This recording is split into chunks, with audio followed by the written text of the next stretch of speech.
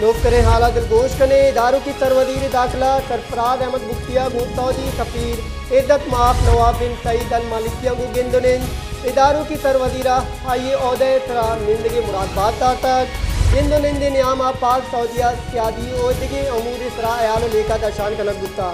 इदारों की सरवजीरा दो मुल्कानी नियाम सियादी गेज गैस करेंगे तरा सऊदी सफीर कोशिश ताड़चगा लोग करे हालात दिलगोश कने इदारों की सरवजीर दाखिला सरफराज अहमद बुख्तिया सऊदी सफीर इद्दत माफ नवाब बिन सईद अल मालिकिया को गिंदुनिंद इदारों की सरवजीरा आइए ओहदे तरा निंदगी मुरादबात तक गिंदुनिंद नियाम पाक सऊदिया सियादी ओहदगी अमूर इसरा अयाल लेका दशान कनक गुत्ता इदारों की सरवजीरा दो मुल्कानी नियाम सियादी गेज गैस करेंगे तरा सऊदी सफीर कोशिश ताड़चगा।